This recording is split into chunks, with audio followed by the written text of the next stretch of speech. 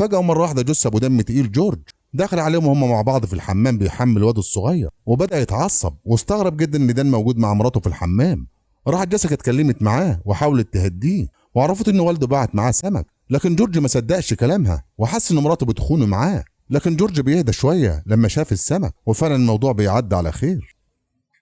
وبالليل يا معلم ليلى كانت سهرانه وحيرانه وعاوزه تروق على نفسها، وجث الراجل الطيب كان نايم في العسل ومش حاسس باي حاجه. راحت واحده واحده اتسحبت من جنبه علشان تروح الغرفه بتاع دان، وقتها جث بوبو بيحس بيها، ولما شافها سالها رايحه فين. راحت بنت اللئيمه كدبت عليه وقالت له رايحه اقفل الشباك. ساعتها الراجل الطيب بوب كان مزاجه عالي العال عشان كده شدها ناحيته. واخيرا يا صاحبي بعد زمن طويل كان عاوز يهزر معاها، وفعلا الراجل عجوز بوب روق عليها بدلدان وقضى معاها الليله. لكن ليلى ما كانتش مبسوطه لانه راجل عجوز ومش عارف يعمل معاها اي حاجه.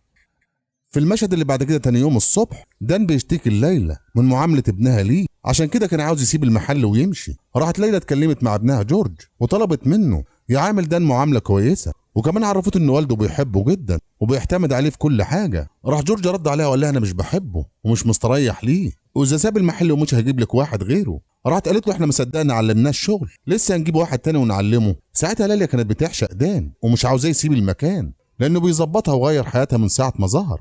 وليلى عشان تخلي ابنها يهدى عليه شويه اشترت له الحاجات اللي بيحبها وما يقدرش يعيش من غيرها. راح ابنها جورج فرح جدا وقال لها انت ست جميله وحاسه بيا. وقتها جورج ابو دم تقيل لاحظ ان مامته بتدافع عن دان بطريقه مش معقوله، وشك ان في حاجه ما بينهم لكن ما عندوش اي دليل.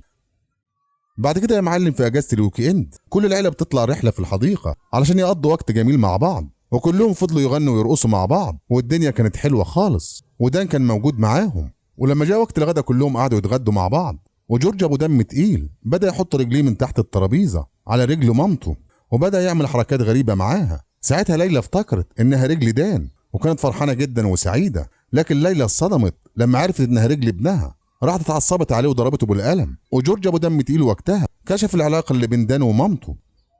وبالليل يا معلم لما رجعوا البيت ليلى كانت زعلانه جدا ومتعصبه عشان ابنها عارف العلاقه اللي بينها وبين دان وما كانتش عارفه تتصرف ازاي او تعمل ايه.